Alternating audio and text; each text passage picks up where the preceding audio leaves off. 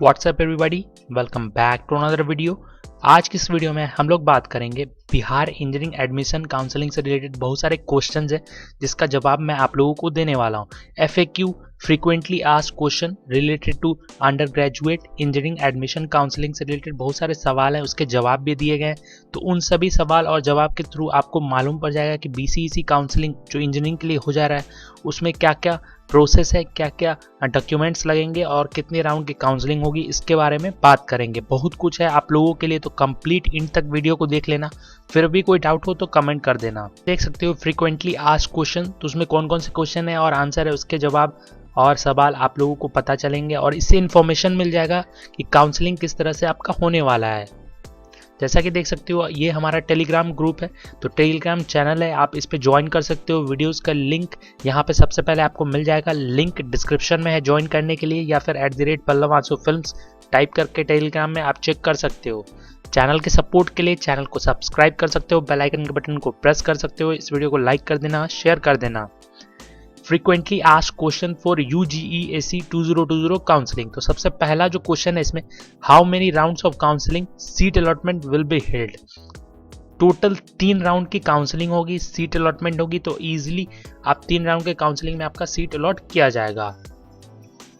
Then question number 2, for choice filling is registration compulsory. तो जी हाँ, रजिस्ट्रेशन कंपलसरी है चॉइस फिलिंग के लिए। पहले रजिस्ट्रेशन होगा देन चॉइस फिलिंग होगी। अभी तक चॉइस फिलिंग की डेट नहीं आई है। जो भी बच्चा चॉइस फिलिंग करेगा उसको रजिस्ट्रेशन करना जरूरी है, otherwise candidates are not eligible to take admission in BCEC भी कॉलेज में आप एडमिशन नहीं ले सकते। देन थर्ड क्वेश्चन है, can I participate later if I failed to join in first round. देखो, मान लो कि आपको रजिस्टर करने के लिए कहा गया, तो आपने अगर रजिस्ट्रेशन नहीं किया तो आप पार्टिसिपेट कर ही नहीं सकते। आपका सीट अलॉटमेंट राउंड 1, राउंड 2 या राउंड 3 में हो जाएगा। तो देखो, एक बार आपका सीट अलॉटमेंट नहीं हुआ तो आप सेकेंड राउंड का वेट कर सकते हो, थर्ड राउंड का वेट कर सकते हो। तो अगर फर्स्ट राउंड में नहीं हुआ तो कोई दिक्कत नहीं है, आप नेक्स्ट राउंड में एलिजिबल होगे, लेकिन रजिस्ट्रेशन सिर्फ एक ही बार होगी। देन क्वेश्चन नंबर 4, कौन कौन से डॉक्यूमेंट्स आपको चाहिए होंगे।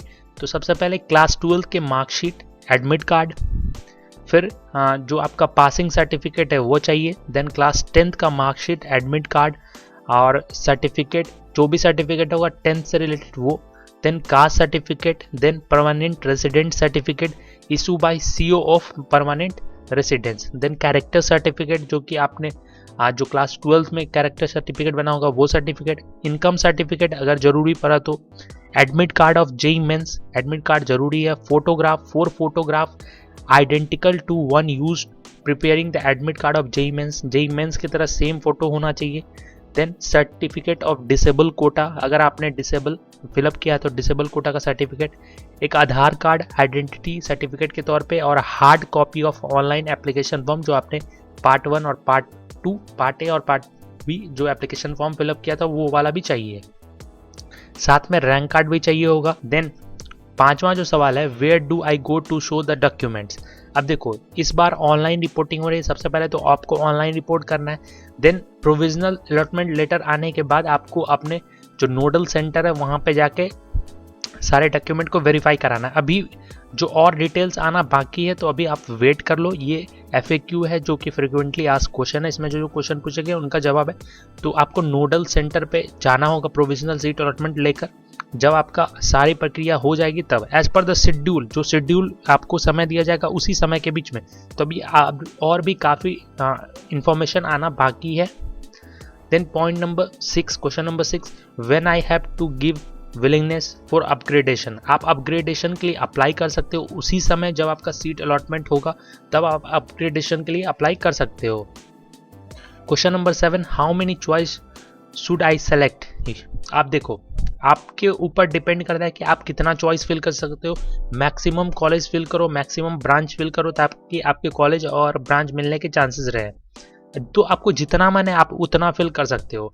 Question number 8, how do I arrange choices according to your preference priority, best choice should be at the top. आप देखो किस तरह से अरेंज करना है, तो आपको अपने प्रायोरिटी के हिसाब से कि आपको कौन सा ब्रांच चाहिए उस हिसाब से आप सेलेक्ट करो और बेस्ट जो है सबसे ऊपर उसको रखना है।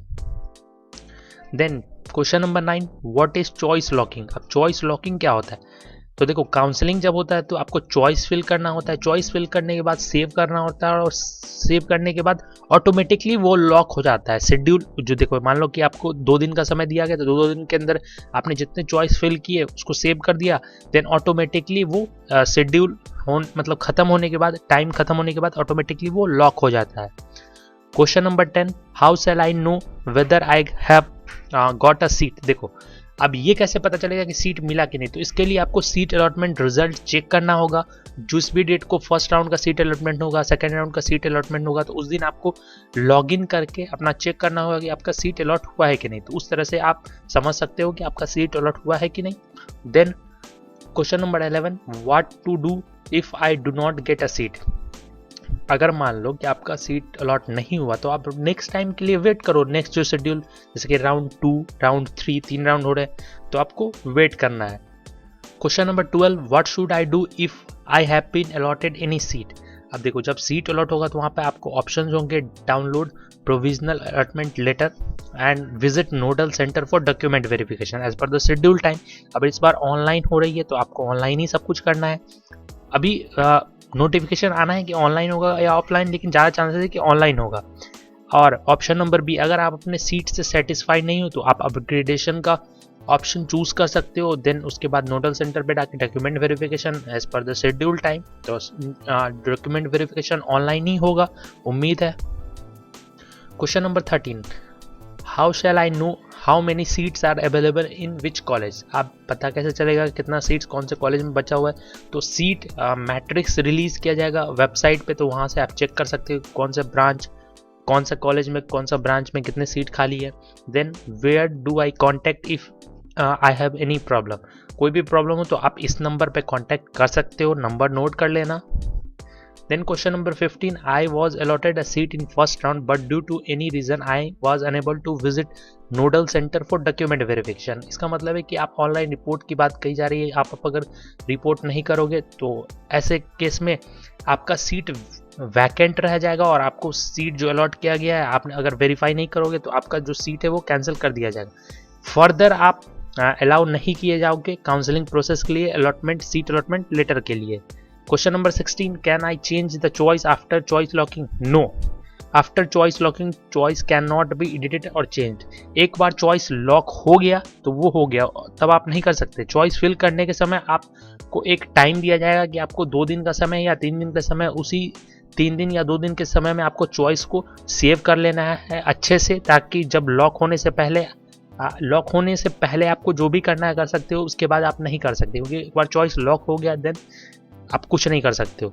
सो ये कुछ क्वेश्चन थे जो कि BCEC इंजीनियरिंग एडमिशन से रिलेटेड थे, जो कि मुझे आपको बताने थे।